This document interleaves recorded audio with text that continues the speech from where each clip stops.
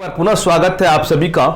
आइए आज हम लोग नवोदय विद्यालय प्रवेश परीक्षा का जो आज 11 अगस्त को परीक्षा हुई है, एंट्रेंस एग्जाम, उसके प्रश्नों के साथ मैं पुनः उपस्थित हुआ हूं। बहुत दिनों के बाद आप लोग के बीच आया हूं। सभी से हम चाहेंगे, समय का थोड़ा सा अभाव चल रहा था, तो अधिक समय न लेते हुए हम मैथ के प्रश्नों को आज हल करते हैं। तो आइए, हमारे हाथ में जो क्वेश्चन सीरीज है वो के है, उसका 41 क्वेश्चन, प्रश्न संख्या 41। प्रश्न है कि 2,02,000 को अंकों द्वारा लिखने पर प्राप्त होता है। तो इसमें 4 विकल्प दिया हुआ है, आप विकल्प से ही देख सकते हैं, जिसमें कि एक विकल्प है आपको सी में दिया हुआ है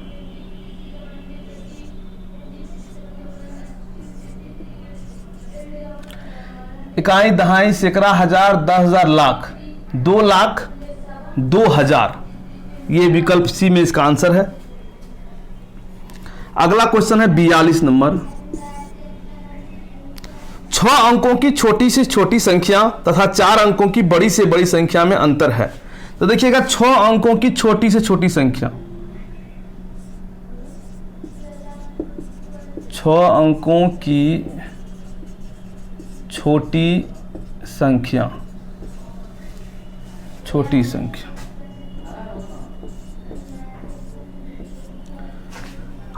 और करा 4 अंकों की बड़ी से बड़ी संख्या का अंतर।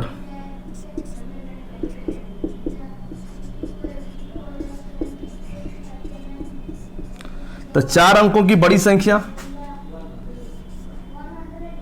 4 को 9 लिख दीजिए।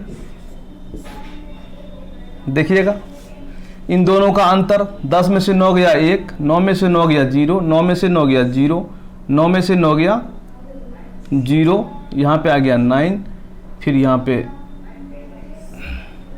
तो ये आपके विकल्प सी में है इस प्रकार का आंसर, ये विकल्प सी में इसका आंसर है। अगला क्वेश्चन नंबर 43 पे चलते हैं हम लोग। अगले प्रश्न में है,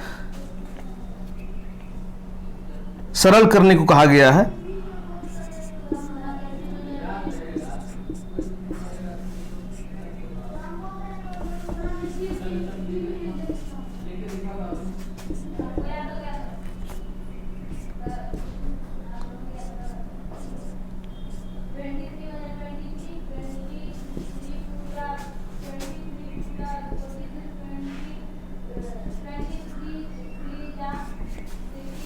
देखिएगा, कहा गया कि इसको सरल करिए, ठीक है। तो आप लोग को हमने बोर्ड मास बताया था इस क्लास में।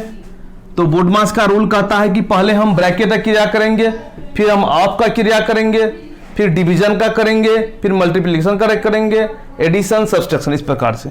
तो पहले हम ब्रैकेट का क्रिया करते हैं।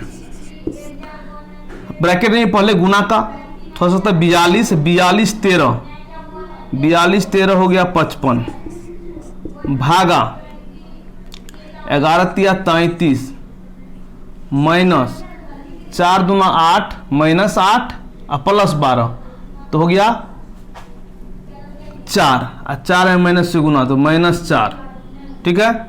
अब देखिए, यहाँ पे गुना भागा है, तो आप यहाँ पे 3 गुना 55 बटे 33 माइनस 4 कर सकते हैं इसको।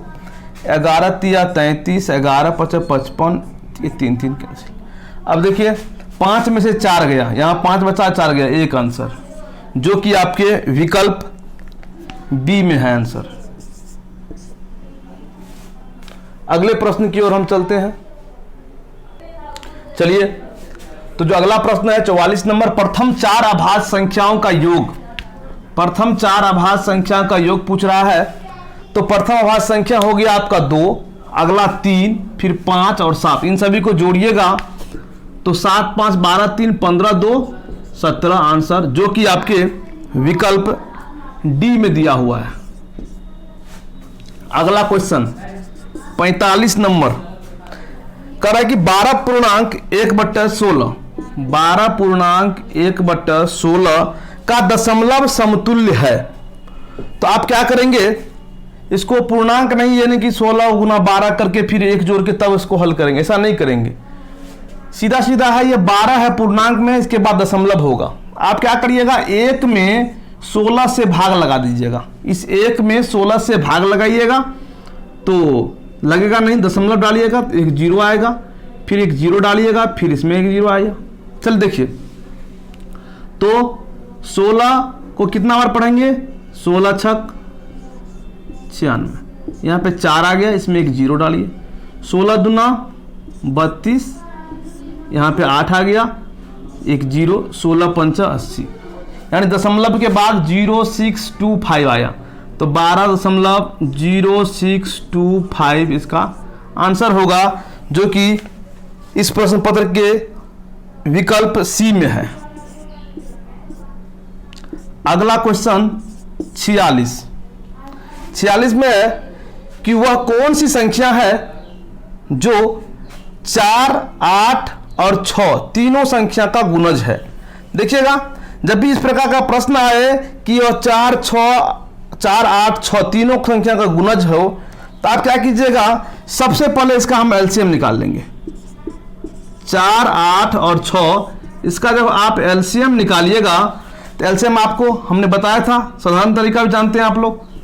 4, 8, 6 का एलसीएम निकालने के लिए तो 2 से लगाइएगा, इस तरह से निकालिएगा। दूसरा तरीका हमने बताया था कि बड़ा संख्या सबसे ले लीजिए, इसमें भाग लगाइए, 4 से भाग लग जाएगा, लेकिन 6 से नहीं लगेगा, इसका डबल कर दीजिए। 16 में 4 से लगेगा, 8 से लगेगा, लेकिन 6 से नहीं लगेगा, तिगुना करिए, तो 8 गुना 3 24 में 4 से लगेगा, 8 से भी लगेगा और 6 से भी लगेगा। इसका एलसीएम कितना हो गया, एलसीएम हो गया 24। अब देखिए, आपका जो विकल्प है इस पर चेक कर लीजिएगा, 24 से भाग देकर जो विकल्प इससे विभाजित हो जाएगा वही आपका आंसर होगा। इस प्रकार विकल्प सी में दिया हुआ है 696, इसमें यदि आप 24 से भाग लगाते हैं, ठीक है, तो पूरा भाग लग जाएगा। ठीक है, आप लोग को मैं पुनः एलसीएम का परिभाषा बताता हूं। एलसीएम का परिभाषा होता है कि वह छोटी से छोटी संख्या, वह छोटी संख्या जो दी गई सभी संख्याओं से पूर्णतः विभाजित होता है। तो देखिएगा, दूसरी बात, अगर ये एलसीएम से कटेगा तो इन सभी संख्याओं से भी विभाजित होगा। अगर कोई संख्या उन दी गई संख्याओं के एलसीएम से विभाजित होगा तो निश्चित रूप से उस संख्या से विभाजित होता है। इस प्रकार आप इसको बनाइएगा, पूरा भाग लग जाएगा। ठीक है, अब हम चलते हैं अगले प्रश्न की ओर। अगला प्रश्न है क्वेश्चन नंबर 47। वह बड़ी से बड़ी संख्या जो 270 और 426 दोनों को भाग करने पर प्रत्येक अवस्था में 6 शेष देती है। ठीक है, कह रहा वह बड़ी से बड़ी संख्या जो इन दोनों संख्या को भाग करने पर प्रत्येक दशा में 6 शेष देती है। देखिएगा, जब भी इस प्रकार का प्रश्न आए, ठीक है, कि संख्या में भाग देना है तो हम लोग एचसीएफ निकालते हैं, जब संख्या में भाग लगाना हो तो एचसीएफ निकालते हैं, और संख्या से लगाना है तो एलसीएम निकालते हैं। देखिएगा, तो और कह रहा है कि प्रत्येक अवस्था में शेष क्या बचे, शेष 6 बचना चाहिए। तो क्या करिए, हम लोग इसमें क्या करते हैं, दोनों में से -6 कर लेते हैं। ठीक है, 6 को पहले हम निकाल के रख लेते हैं, तो 270 में 6 गया तो 264, 426 में 6 गया तो 420। ठीक है, अब इन दोनों का आप एचसीएफ निकाल लीजिए। अब इन दोनों का जो एचसीएफ निकलेगा वही आपका क्या होगा, उत्तर होगा। तो इस प्रकार जब आप एचसीएफ निकालेंगे, ठीक है, मैं निकालने के लिए बताऊंगा अगले क्लास में, अभी थोड़ा सा हम जल्दी में कर रहे हैं प्रश्न को हल। देखिएगा, जब इन दोनों संख्या का आप एचसीएफ निकालिएगा तो वो 12 आएगा। यही 12 इसका क्या है, आंसर है, जो कि आपके विकल्प ए में है। क्या किए हम लोग, कह रहा था शेष 6 बचना चाहिए।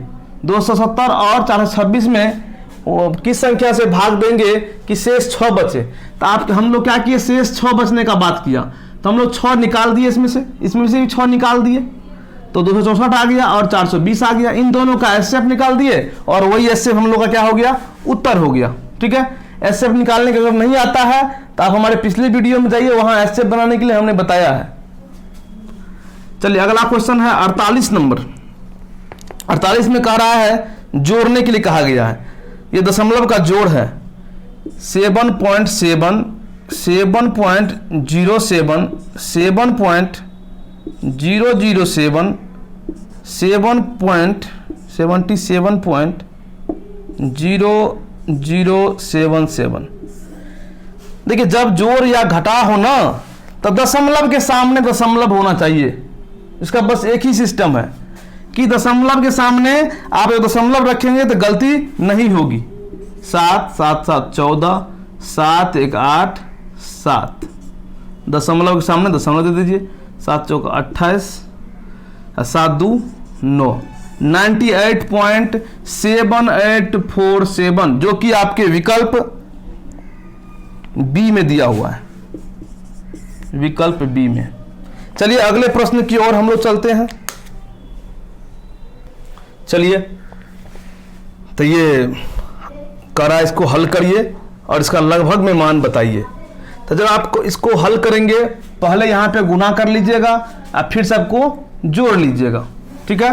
तो जब इस प्रकार से करिएगा आप लोग तो आपको आंसर आएगा 50.059875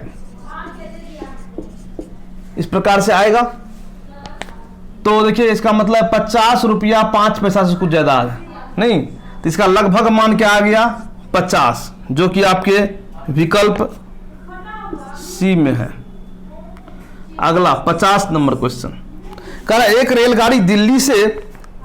रेलगाड़ी है जो दिल्ली से 8:15 सुबह AM पर चलती है तथा अजमेर 2:30 PM पर पहुंचती है, तो रेलगाड़ी द्वारा दिल्ली से अजमेर पहुंचने में लगा समय।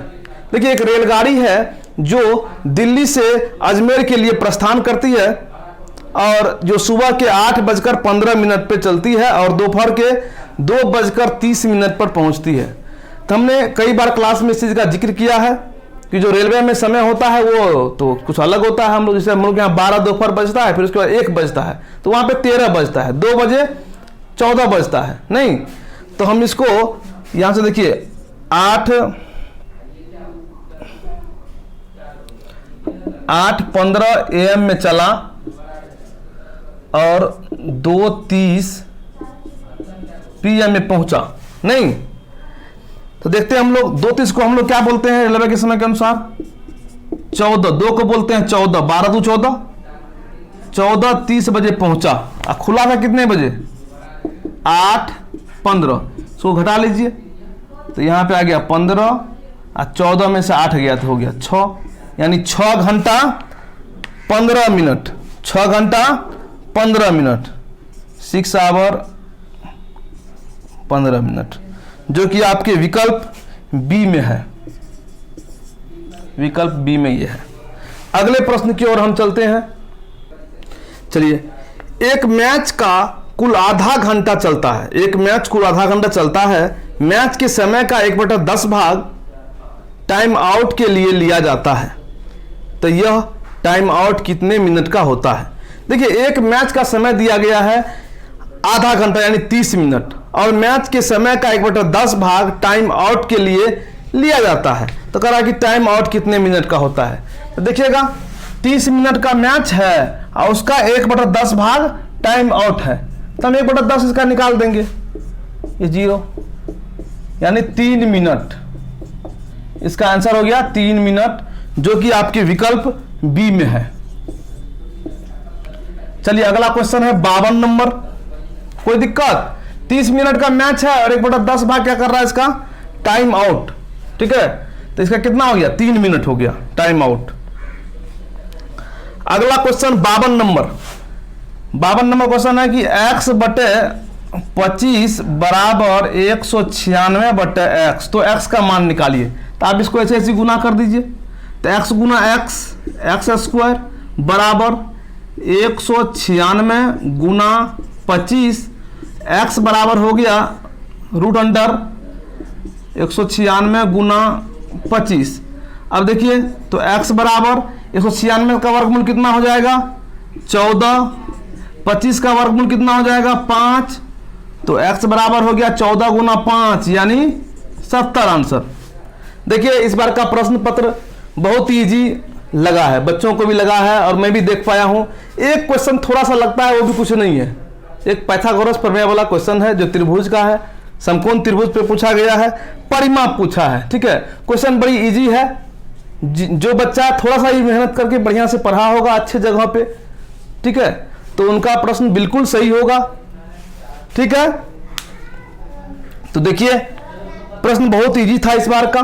नहीं, अगला एक क्वेश्चन है, क्वेश्चन नंबर 53।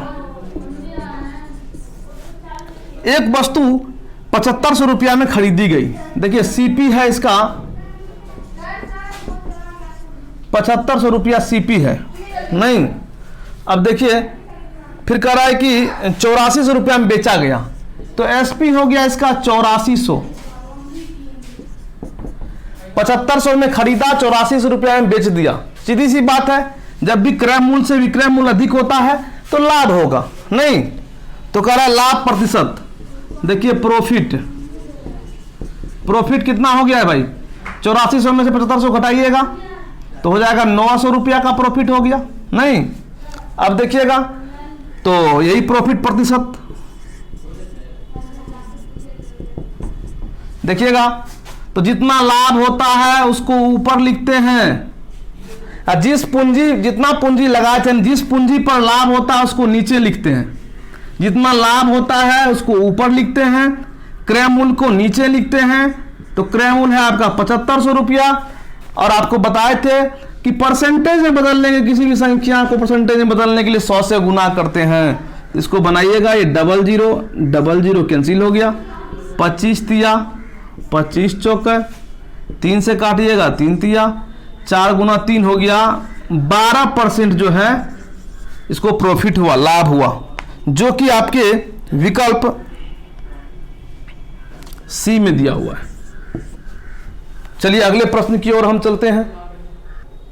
चलिए अगला प्रश्न है कि एक रेडियो को उसके अंकित मूल्य के 3/4 में खरीदा तथा इसे अंकित मूल्य के से 20% अधिक पर बेच देता है।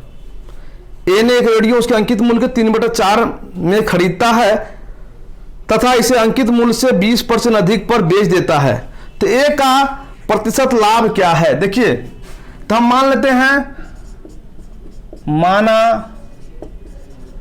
अंकित मूल्य यानी एमआरपी, अंकित मूल्य हम मान लेते हैं 100 रुपया। ठीक है, अंकित मूल्य क्या मान लिए हम लोग, 100 रुपया मान लिए, तो उसके 3/4 पे खरीदता है। ठीक है, तो यानी क्रय मूल्य हो जाएगा 100 का 3/4, 4 से काटिएगा, यानी 75 रुपया में क्या हुआ, ये खरीदा और अंकित मूल्य से 20% बढ़ा के बेच लिया। ठीक है, तो अंकित मूल्य 100 रुपया है, 20% बढ़ाएगा तो विक्रय मूल्य हो जाएगा 100 का 120% बढ़ा के बेचेगा ना, तो 100 का 20% बढ़ा के बेचेगा तो इसको कितना में बेच देगा, 100 का 120%, 120 सीधा हो जाएगा, लेकिन हम आप लोग को बना देते हैं। तो 120 रुपया में बेच रहा है, खरीदा 75 में, बेच रहा है 120 में, तो लाभ कितना हो गया, लाभ हो गया 120 माइनस 75। ठीक है, 45 रुपया का लाभ हो गया। ठीक है, तो यही लाभ प्रतिशत बताना है आपको। 45 का लाभ हुआ, कितना पूंजी लगाया था, 75 रुपया पूंजी लगाया, अब परसेंटेज में बदलने के लिए 100 से गुना कर दीजिए। 25 तिया 75, 25 चौका 100, 3 से काटिएगा 15, 15 चौका 60% जो है ये लाभ कमाया, जो कि आपके विकल्प सी में है। अगले प्रश्न की ओर हम चलते हैं। चलिए देखिए अगला प्रश्न है 55 नंबर का, निम्नलिखित व्यंजक का पूर्ण संख्या में निकटतम मान ज्ञात कीजिए। देखिए ये व्यंजक दिया हुआ है, कह रहा है कि पूर्ण वर्ग संख्या में, इसको जब हम हल किए हैं तो इतना आया है, ठीक है। यदि इसको आप हल करिएगा, पहले इसको इससे भाग दे दीजिएगा, फिर यहाँ पे गुना है, फिर दोनों को जोड़ दीजिएगा, ठीक है। पहले यहाँ पे इसका क्रिया भाग करके गुना करके फिर जोड़ देना, ठीक है। तो इस प्रकार से आप हल करिएगा तो आ जाएगा 17,819.38, ठीक है। चूंकि हम लोग ऑब्जेक्टिव एग्जाम, ठीक है, हम लोग पास विकल्प वाला क्वेश्चन रहता है, इसलिए इसमें आपको 4 विकल्प दिया हुआ ABCD, 4 गो में से एक आपका आंसर होगा, तो आप इसके बाहर नहीं जा सकते हैं, ठीक है। यदि हमारा डिस्क्रिप्टिव एग्जाम होता लिख करके बनाने का और अपने से आंसर लिखने का, तो हम लोग आंसर देते पूर्ण संख्या में 17,819, लेकिन यहां पे आपको विकल्पों में बांधा गया है, तो आप इसका आंसर चारों विकल्प से मिलाएंगे, इसके आसपास में कौन सा संख्या है, तो जब चारों विकल्प में मिलाएंगे तो उसमें से एक विकल्प जो C है वो है 17,821, ठीक है। 17,821 यही आपका आंसर है, ठीक है। आंसर होना चाहिए ये 17,819, लेकिन विकल्प में नहीं है, तो आपको चारों में से कोई एक आंसर देना है, आप तो विकल्प से बाहर नहीं जा सकते हैं, तो इसलिए आपको आंसर ये देना पड़ेगा, ठीक है।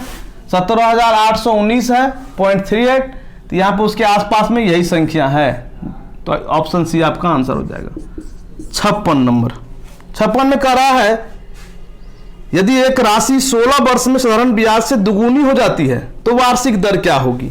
देखिएगा 16 वर्ष में साधारण ब्याज की दर से दुगुनी हो जाने का मतलब है, देखिए दुगुना होने का मतलब है कि मूलधन के बराबर ब्याज, यानी यदि मूलधन 100% होता ही है तो 100% ब्याज भी मिलेगा। दुगुना होने का मतलब है 100% ब्याज, ठीक है। तिगुना यदि कहा जाएगा तो 200% ब्याज, चौगुना अगर कहा जाएगा तो 300% ब्याज, ठीक है। तो देखिएगा आप यहां पे कहा गया है कि दोगुना हो जाएगा, ठीक है। साधारण ब्याज की दर से धन दुगुना हो जाएगा। धन दुगुना का मतलब 1 गुना से मूलधन अपने आप में खुद है, 1 गुना ब्याज मिलकर दोगुना हो जाएगा, ठीक है। तो चलिए यहाँ पे हम लोग ब्याज को दोगुना हो गया, साधारण ब्याज की दर से ब्याज दुगुनी हो जाती है। एक राशि 16 वर्ष में साधारण ब्याज की दर से दुगुनी हो जाती है तो वार्षिक दर क्या होगा। तो दुगुना होने का मतलब ब्याज कितना, दोगुना होने का मतलब है ब्याज 100% ब्याज। अगर वहीं पे कहेगा तिगुना तो 200% ब्याज, यानी दोगुना ब्याज 1 गुना मूलधन, तब तिगुना हुआ तो 100% ब्याज हो गया। नहीं है कितना वर्ष में, तो 16 वर्ष में ब्याज परसेंट 100 हो गया, तो इसमें वार्षिक दर, तो दर निकालने के लिए हम क्या करेंगे, ब्याज में समय से भाग दे देंगे, 16 से भाग दीजिएगा तो आ जाएगा आपको 6.25। इसी को हम लिख सकते हैं, ऑप्शन में आपको दिया हुआ है 6.1/4, ठीक है, परसेंट, जो कि आपके विकल्प बी में है। चलिए अगला प्रश्न, जो सबसे महत्वपूर्ण प्रश्न है इस प्रश्न पत्र का, काफी स्टूडेंट इसमें कंफ्यूज किए हैं, ठीक है। क्वेश्चन में कोई जान नहीं है, बस थोड़ा सा त्रिभुज के बारे में पूछा है, परिमाप। देखिए यदि एक समकोण त्रिभुज की 2 लंबवत भुजाएं 5 सेंटीमीटर तथा 12 सेंटीमीटर है तो इस त्रिभुज का परिमाप पूछा गया है। देखिए परिमाप का मतलब होता है ये तीनों भुजाओं की लंबाई, चाहे आपको आयत का परिमाप पूछे चाहे वर्ग का परिमाप पूछे, ठीक है, तो वो चारों भुजा की लंबाई, यानी चारों तो सरल सेट समझिए, सीधा घेराव करना है इसको, तो घेरने में कितना तार लगेगा, बस वही उसका क्या है, परिमाप होता है। चलिए, तो बहुत सारा बच्चा इसमें कंफ्यूज किया है, बहुत सारा बच्चा 12, 5, 17 जोड़ दिया, 12, 5, 17 करके, और जो कि आपके विकल्प बी में दिया हुआ है, बच्चों ने, बहुत सारे बच्चों ने ये लिखा है, ठीक है। और मुझे ऐसा लगता है कि आज के प्रश्न में सबसे अधिक कंफ्यूजन लोग इसी प्रश्न में किए हैं, ठीक है।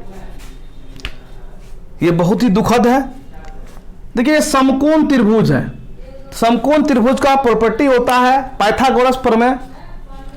ये कहता है कि लंब और आधार, किसी भी समकोण त्रिभुज के लंब और आधार के वर्गों का योग कर्ण जो होता है, ये सबसे बड़ी भुजा, ठीक है, इसके वर्गों के योग के बराबर होता है। ठीक है, लंब और आधार के वर्गों का योग कर्ण के वर्ग के बराबर होता है। ठीक है, तो देखिए यहां पे ये तो अगर कोई लिखा है 5, 12, 17 करके अगर कोई दिया है तो समझ जाइए क्या है, ये तो इतना का ही परिमाप हुआ, ये बच गया ना। देखिए एक भुजा 5 है, एक भुजा क्या है 12 है। ठीक है, तो यही भुजा जानकारी लेना है। अगर तीनों भुजा दिया रहता तो हम तीनों का योग लिख देते हैं, यही हमारा उत्तर होता। ठीक है, तो हम यहां पे लिखते हैं कर्ण स्क्वायर बराबर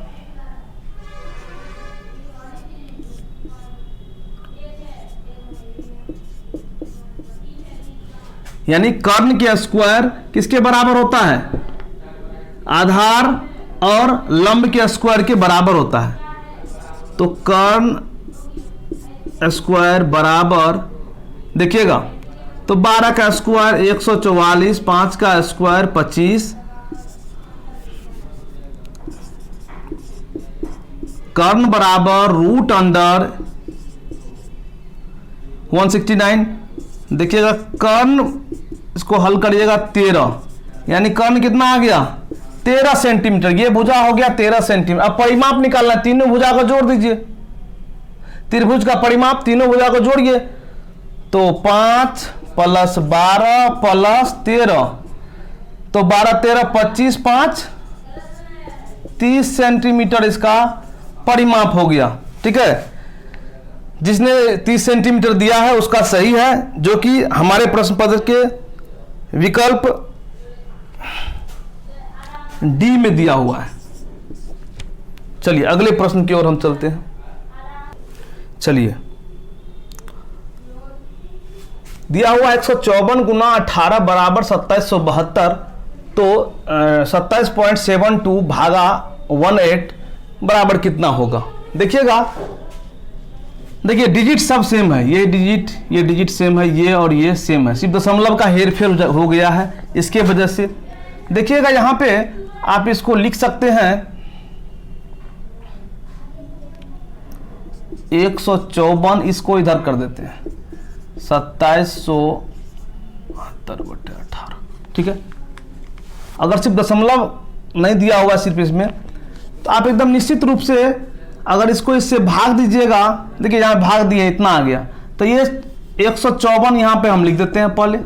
अब दशमलव का हम लोग कर लेते हैं क्रियाकलाप। देखिएगा यहाँ पे 2 अंक, दशमलव के बाद 2 अंक है, यहाँ पे 1 अंक है, इसमें हम भाग दे, जब गुना देते हैं तो हम लोग यहाँ पे अगर गुना करते तो संख्या लिख करके 3 अंक के बाद दशमलव देते, लेकिन यहाँ भागा कर रहे हैं तो 2 अंक है दशमलव, इसमें 1 अंक से भागा दे रहे हैं, तो 1 अंक के बाद दशमलव आ जाएगा, यानी 15.4 आंसर। ठीक है, अगला 59 में है एक क्रिकेट के खिलाड़ी की 24 पारियों में रनों का औसत 28 रन है। ठीक है, 24 पारियों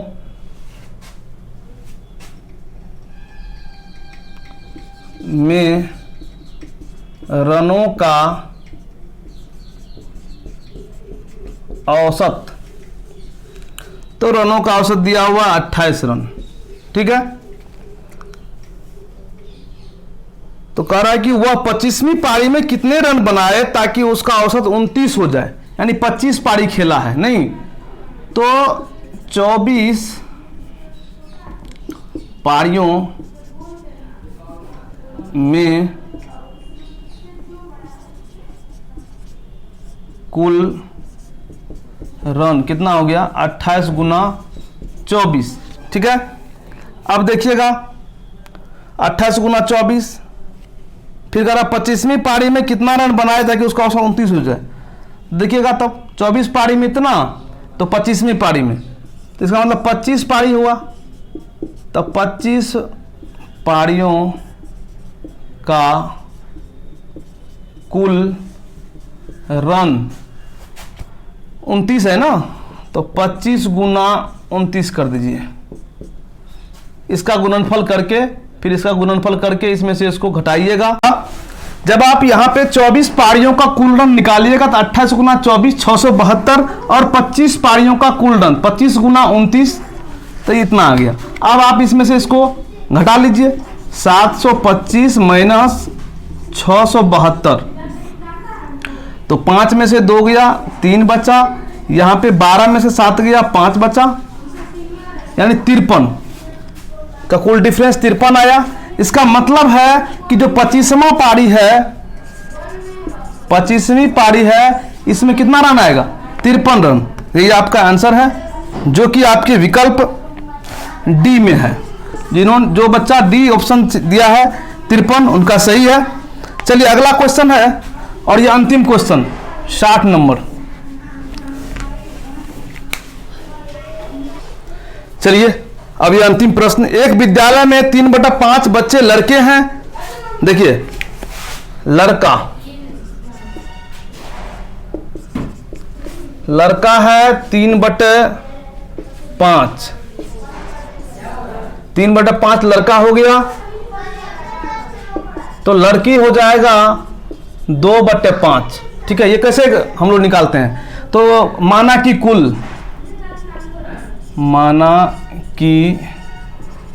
कुल विद्यार्थी एक, हम लोग टोटल स्टूडेंट को क्या माने एक क्यों मानते हैं? क्योंकि एक का परसेंटेज मान 100 होता है, 100% का वैल्यू 1 होता है। अगर आप 1 में से 3/5 घटाइएगा 2/5 लड़की। अब कह रहा है कि तथा लड़कियों की संख्या 800 है, लड़की है 2/5 और इसी का संख्या कितना दिया है आपको? इसका संख्या दे दिया है 800। ठीक है, तो 2/5 का मान 800 तो कुल कितना हम लोग पास 1, तो 800 का 5/2। ठीक है, तो यहां 400 और 4 5 2000, कुल कितना स्टूडेंट हो गया? 2000 स्टूडेंट टोटल हो गया, जिसमें 3/5 लड़का है। किसका पूछा संख्या? लड़कों की संख्या। देखिए तो लड़का हो गया, बहुत ज्यादा गर्मी है। 2000 का 3/5, 5 से काटेंगे 400, 1200 आंसर, जो कि आपके विकल्प सी में दिया हुआ है। चलिए तो प्यारे छात्रों, इस प्रकार आज का ये क्लास हम अभी के लिए बस यहीं पे खत्म करेंगे। अभी आप लोग एग्जाम दिए हैं, बहुत सारे लोगों का बहुत सारा क्वेश्चन गलत हुआ होगा, सही हुआ होगा। ठीक है, आप लोगों ने जो भी किया वो बेहतर प्रदर्शन किया होगा निश्चित रूप से।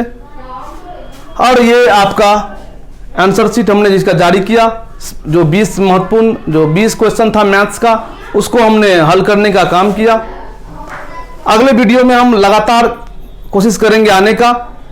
तब तक के लिए आप सभी को बाय बाय।